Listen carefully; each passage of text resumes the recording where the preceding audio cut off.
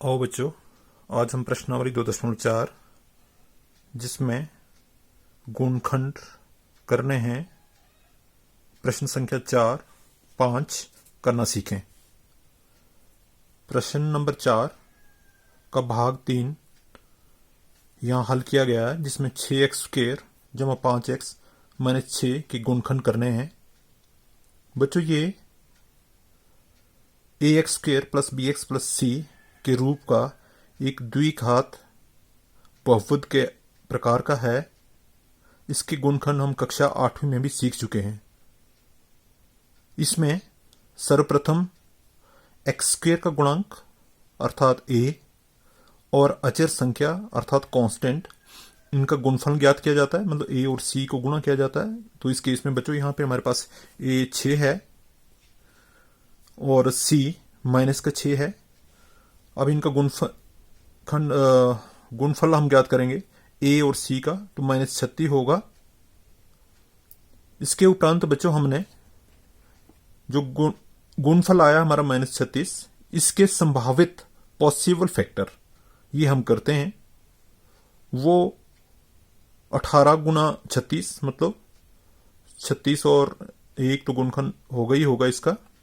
उसके उपरांत 2 और 18, क्योंकि बच्चों यहाँ पर माइनस के 36 हैं, तो इसका अर्थ है कि 2 और 18 दोनों माइनस के भी हो सकते हैं और दोनों प्लस के भी हो सकते हैं, इसीलिए मैंने प्लस माइनस यहां साथ में लगाया है। अगले गुणनखंड इसके 12 गुना 3 36, 4 गुना 9 36, 6 गुना 6 36। अब हमने इनमें से वो गुणनखंड लेने होते हैं, मतलब 36 और 1, 2 और 18, 3 और 12, 9 और 4, 6 और 6, जिनका योगफल बीच वाली संख्या b के बराबर आ जाए। तो इस केस में बच्चों जैसे 18 और 2 का योग 20 होगा, या 18 में से 2 घटाएंगे तो भी 16 आएगा, वो हम नहीं लेंगे, इसको हम क्रॉस मार सकते हैं। अगला 12 और 3 का योग 15, या 12 में से 3 घटाएंगे तो भी 9 ना, तो यहां पर बच्चों b 15 है ना 9 है। अगला 4 और 9, 9 और 4 को जोड़ेंगे 13, लेकिन 9 में से 4 जाएंगे तो कितने आएंगे आपके 5। तो इसका मतलब ये वाला गुणनखंड जो है हमारे संभावित फैक्टर रहेंगे।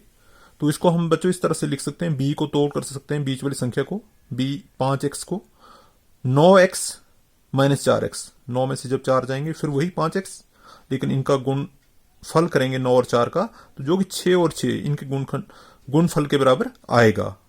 इस तरह से हम इसको मध्य पद को विभक्त करने की विधि से कर सकते हैं।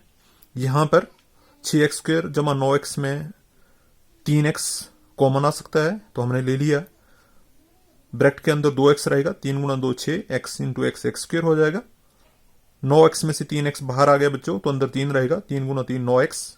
इसी प्रकार 4x और 6 में से -2 कॉमन लिया, 2x जमा 3 रहा। यहां हमने ये देखना होता बच्चों, यहां पर जो संख्या 2x जमा 3 फैक्टर आया, अगले में भी सेम आना चाहिए, क्योंकि हमने ये कॉमन लेना होता है आगे। तो इसी प्रकार 2x जमा 3 दोबारा से कॉमन ले लिया, हमारे पास 3x यहां रह जाएगा, 3x माइनस 2 यहां रह जाएगा। तो 2x जमा 3 गुणा 3x माइनस 2, ये दो गुणनखंड हो गए हैं हमारे द्विघात समीकरण के। तो बच्चों किसी भी द्विघात समीकरण के 2 ही गुणनखंड होंगे। अगर इसके 3 घात वाला है तो उसके 3 फैक्टर भी होंगे। जैसा अगला क्वेश्चन है हमारे पास, इसको देखें हम। ये त्रिघात है, x की घात 3 जमा 13x² जमा 32x जमा b। इसके गुणनखंड करना बच्चों ऊपर वाले क्वेश्चन से थोड़ा सा मुश्किल है, लेकिन उतना मुश्किल भी नहीं है, इसको भी आओ करें। इसमें बच्चों हमने सर्वप्रथम एक गुणनखंड गैस वर्क से निकालते हैं, अंदाजा लगाते हैं हम। वो कैसे लगाते हैं? जो आपकी अचर संख्या है 20 कांस्टेंट, इसके संभावित फैक्टर किए जाते हैं 20 के। तो एक तो हमेशा फैक्टर रहेगा, 1 गुना 20 20 रहेगा, 2 और 10 20 के बराबर, 2 गुना 10 20 होंगे, 4 गुना 5 20 होंगे। तो बच्चों ये 20 के संभावित फैक्टर हैं, 20 के संभावित फैक्टर ये हो सकते हैं। अगर ये इसके संभावित फैक्टर हैं, मतलब इसको अगर ये भाग कर रहे हैं, तो इसमें से कोई ना कोई अवश्य रूप से x की घात 3 जमा 13x² जमा 32x जमा 20 पूरे बहुपद का भी फैक्टर होगा, अर्थात गुणनखंड होगा। तो उसको हम अंदाजा लगाते हैं कि चलो एक्स जमा -1 है। एक्स बराबर हम -1 इसमें रखते हैं दिए हुए बहुपद में। तो मैंने यहां पर इसकी वैल्यू रख दी है बच्चों, ये पी एक्स से सारा -1 रख दिया। यहाँ पे जहां भी एक्स है वहां पर -1 भरेंगे। तो यहाँ पर -1 की घात 3 प्लस 13 -1 की घात 2 प्लस 32, एक्स के स्थान पे पुनः -1 प्लस 20। अभी -1 की घात 3 -1 होगा, 3 बार इसको गुणा करेंगे बच्चों तो माइनस रहेगा। 13 -1 का वर्ग प्लस 1, 13 को गुणा करेंगे 13 आएगा।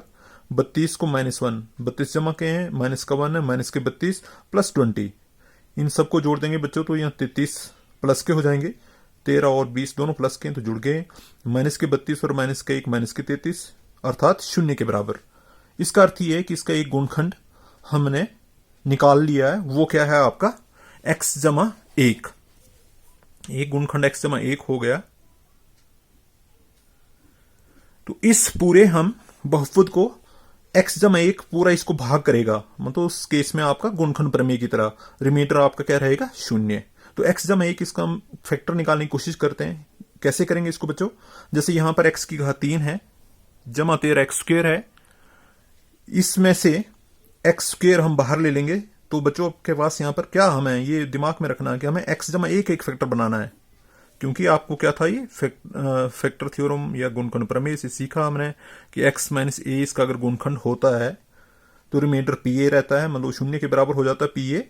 इस केस में आपका x जमा 1 एक फैक्टर है तो हम x जमा 1 लेने की कोशिश करेंगे। यहां पे मैंने यहां पे x स्क्वायर कॉमन ले लिया, अंदर आपका 1 रखना है तो लेकिन यहां पर 13x स्क्वायर है, 1x स्क्वायर यहां रह गए तो बाहर कितने बचेंगे 12x स्क्वायर। इसको ध्यान दें थोड़ा सा, यहां कंफ्यूज नहीं होना आपने।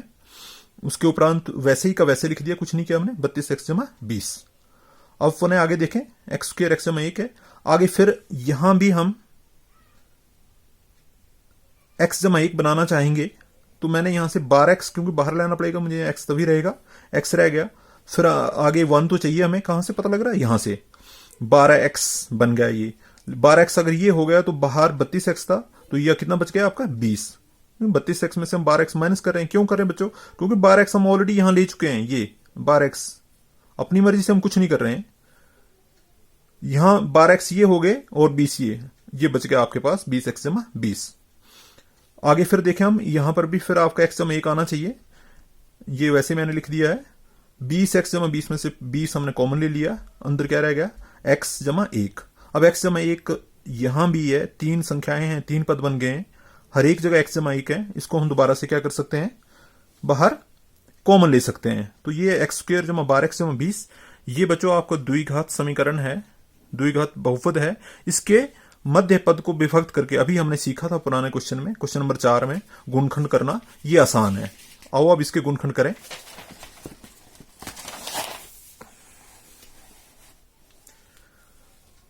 यहां पर x स्क्वायर जमा 12x जमा 20 है, यहां बच्चों आपका a की वैल्यू 1 होगी, 1 इंटू एक्स स्क्वायर है और c के स्थान पे 20 है। a और c का गुणफंड वैसे ही a और c मैंने कर दिया, यहां पर 20 के बराबर हुआ। 20 के संभावित गुणखंड क्योंकि प्लस के हैं तो माइनस का तो कोई आएगा नहीं। यहाँ पे 1 गुना 20 हो सकते हैं, 2 गुना 10 20 हो सकते हैं, 4 गुना 5 20 हो सकते हैं, लेकिन फिर कंडीशन वही है कि हमने वो वाले गुणखंड लेने होते हैं जिनका योग b मतलब bx के बराबर, जैसा आपको पहले मैंने बताया ये ax square plus bx plus c के रूप का होना चाहिए। यहां पर हमारे पास वो संभावित गुणखंड लेते हैं जिनका योग b के बराबर मतलब 10 जमा 2 12 है, बाकी 5 जमा 4 9 के बराबर, इसको हम डिस्कार्ड करेंगे छोड़ देंगे। 20 जमा 1 21, इसको डिस्कार्ड करेंगे छोड़ देंगे। हमारे पास संभावित गुणखंड आ चुके हैं 2 और 10। तो इसको हम मध्य पद को तोड़ेंगे दो फैक्टर में, एक्स स्क्वायर जमा 2x जमा 10x, 2x जमा 10x का योग करेंगे 12x प्लस 20। यहां से दोबारा एक्स स्क्वायर जमा 2x में से x कॉमन आ सकता है, x जमा 2 रह जाएगा। 10x जमा 20 में से 10 कॉमन आएगा, x जमा 2। फिर वही मैंने कहा था कि यहां पर आने वाली संख्या और यहां पर आने वाली संख्या सेम होनी चाहिए। x जमा 2 दोबारा से कॉमन, यहां से भी ले लिया, यहां से भी ले लिया, यहां क्या रह गया आपका x, यहां क्या रह गया 10। तो ये 2 गुणखंड इसके हो गए। एक गुणखंड हमने पहले निकाला था, क्या था x जमा 1। तो इस पूरे त्रिघात के क्या गुणखंड बन गए, x जमा 1 गुणा x जमा 2 गुणा x जमा 3, 3 इसके बन गए, क्योंकि ये आपका क्यूब वाला बहुपद था जिसकी घात 3 थी। 3 ही इसके क्या होने चाहिए आपके फैक्टर। द्विघात वाला होगा तो 2 फैक्टर और त्रिघात वाला होगा तो 3। बच्चों क्वेश्चन नंबर 5 का चौथा भाग भी है, बाकी भाग आप अवश्य करें इसको देख करके, मुश्किल नहीं है। इसको देखें, 2y की घात 3 जमा Y square minus 2y minus 1। यहां संभावित गुणनखंड सिर्फ प्लस माइनस 1 के जो होंगे या प्लस माइनस 1 हो सकते हैं फैक्टर 1 के, अतः y बराबर है प्लस माइनस 1, इसके क्या होंगे, गुणनखंड होंगे। तो इसके गुणनखंड चेक करें हम, अगर आप चाहें तो चेक भी कर सकते हैं। p के स्थान पे y के स्थान पे आप 1 या माइनस 1 भरेंगे तो ये आपका 0 आएगा। मैंने दोनों वैल्यू भर के देख ली हैं, ये दोनों 0 आ गई हैं। तो इसका अर्थ है y जमा 1 और y माइनस 1 दोनों इसके क्या है, गुणनखंड है। तो a plus B into A minus B जो कि A square minus B square होता है, तो ये दो गुणनखंड अगर हम गुणा कर देंगे तो हमारे पास ये बनेगा क्या, वाई स्क्वायर माइनस 1।